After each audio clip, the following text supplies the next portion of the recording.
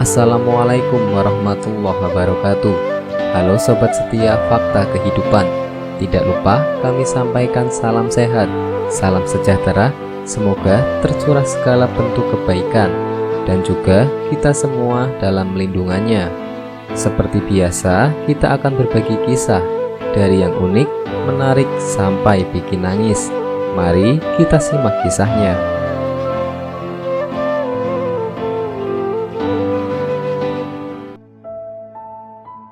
Merinding, pengakuan pemandi jenazah saat memandikan jenazah gadis yang tak pernah sholat.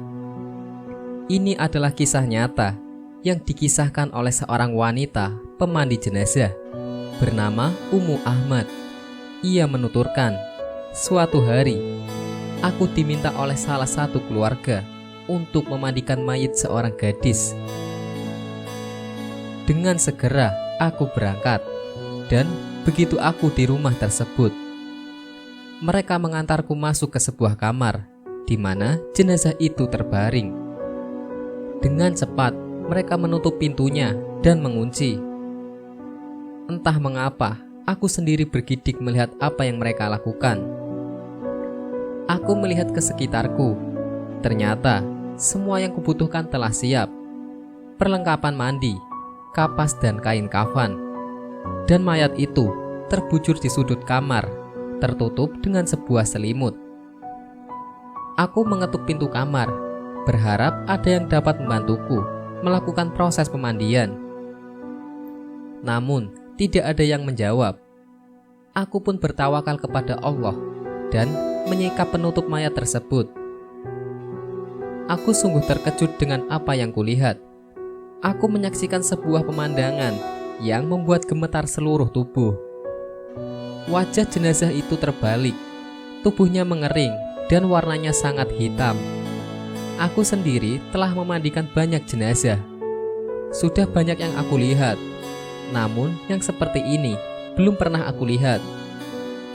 Aku segera mengetuk pintu rumah itu dengan segenap tenagaku, berharap ada yang bisa memberikan penjelasan atas apa yang kulihat. Tapi sepertinya tidak ada seorang pun di rumah itu. Aku pun tertunduk berzikir, membaca bacaan zikir, dan meniupkannya ke seluruh tubuhku, hingga rasa takutku mereda. Allah pun memberikan pertolongannya kepadaku, dan aku pun mulai memandikannya.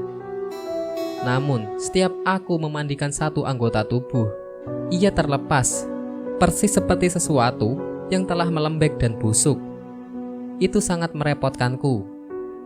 Hingga akhirnya, ketika aku selesai memandikannya, aku pun mengetuk pintu kamar itu dan memanggil-manggil mereka. Tolong, bukakan pintu. Aku sudah mengafani mayit kalian. Aku dalam kondisi menunggu seperti itu cukup lama. Ketika mereka membuka pintu, aku segera bergegas meninggalkan rumah itu tanpa bertanya, mengapa dan apa penyebab jenazah itu menjadi seperti itu. Setelah aku pulang ke rumahku, aku hanya bisa terbaring selama 3 hari akibat tindakan keluarga itu mengunci pintu kamar tersebut dan akibat menyaksikan pemandangan yang mengerikan itu. Aku kemudian menghubungi salah seorang syekh dan menceritakan padanya apa yang terjadi.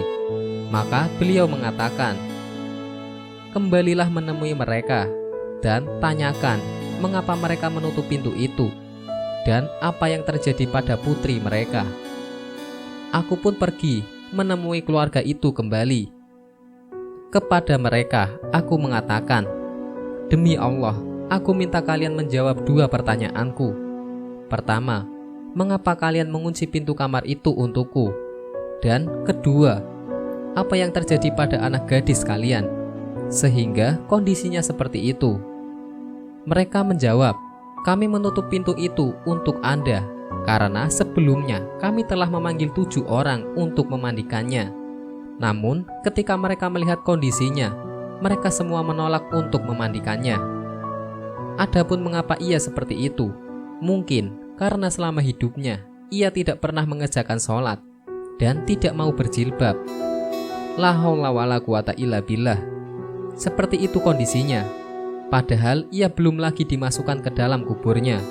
Lalu bagaimana jika ia telah dimasukkan ke dalam kuburnya dan kelak saat berjumpa dengan Allah Azza wa Jalla?